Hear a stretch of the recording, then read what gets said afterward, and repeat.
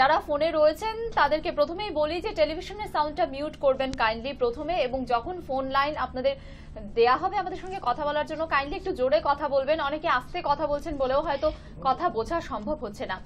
তুমি যে বিষয়টা বললে যে গিলটি ফিলিংস এর দরকার নেই, কিন্তু আমার ফোকাসটা এই মুহূর্তে আমার নিজের পায়ে নিজেকে দাঁড়াতে হবে, তারপরে আমার সমস্ত রিলেশন বা আদার্স সবকিছু রয়েছে, সবকিছু নিয়েই তো জীবন।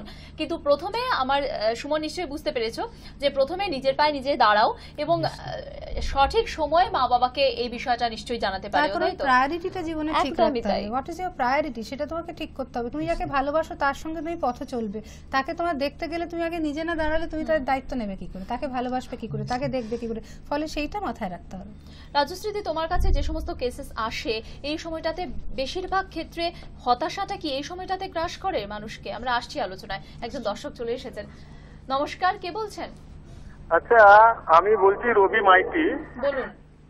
আমার একটা যে সমস্যা সেটা হচ্ছে না, আমার মানে মানসিক সমস্যা।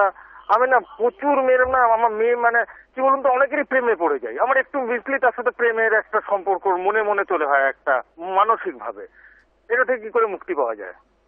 আপনার বয়স কত? আমার বয়স এখন ধরুন এই 26 বছর। 26 বছর, বেশ, ধন্যবাদ। আপনি সঙ্গে থাকুন, শুনতে থাকুন। একজন দর্শক ফোন করেছেন, বুঝলে কি তুমি প্রশ্নটা বোঝনি, যে শোনা যায়নি, সেটা হচ্ছে শুনতে পেলাম। হ্যাঁ, ওনার 26 বছর বয়স, একটু আমাদের বিষয়টা থেকে একটু আলাদা, কিন্তু তাও একটা সংপৃক্ত বিষয়। উনি বলছেন যে উনি যে মেয়ের সাথেই কথা বলেন, যার সঙ্গেই বন্ধুত্ব পাতান, তার প্রেমে পড়ে যান উনি। সুতরাং উনি বলছেন এটা কি আমার রোগ, আমি এটা থেকে কি করে মুক্তি পাবো? একটা হচ্ছে কি, আপনি সিরিয়াসলি ব্যাপারটার মধ্যে যান না, আপনি খেলার ছলে আপনি এগোন, বা আপনার নিজের সাময়িক প্লেজারের জন্য আপনি এগোন, বা হয়তো আপনার জীবনে কোনো বোরডম বা একঘেয়েমি বা হতাশা থেকে মুক্তির জন্য আপনি কাউকে সাময়িক একটা বেরোবার জন্য রাস্তা হিসেবে আপনি আঁকড়ে ধরেন, সেইটা একটা হতে পারে।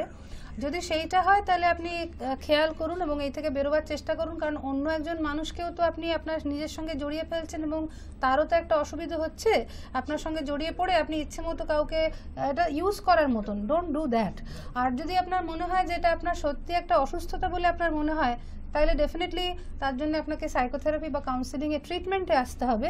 হ্যাঁ, এটা এক ধরনের মানসিক অসুস্থতা, তাই না? আমরা আসছি, আরো একজন দর্শক চলে এসেছেন আমাদের সঙ্গে। নমস্কার, কে বলছেন? নমস্কার, মিনাক্ষী, আমি মালদা থেকে নন্দিনী বলছি। বলুন নন্দিনী।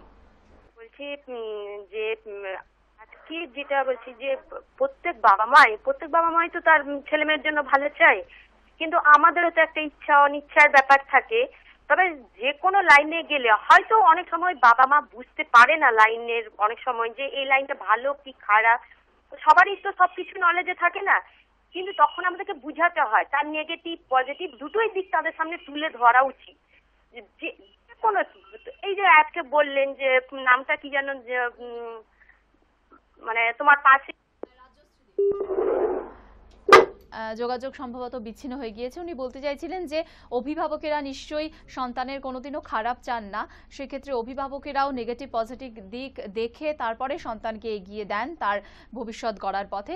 আমরা আসবো আলোচনায়, আমরা আরো অনেক ফোন কলসও নেব আপনাদের, যেখানে আপনাদের নিজের মুখে আমরা আপনাদের সমস্যা শুনবো এবং তার সমাধানের চেষ্টা করব। তবে একটু পরে, ছোট একটা বিরতির পর সঙ্গে থাকবেন।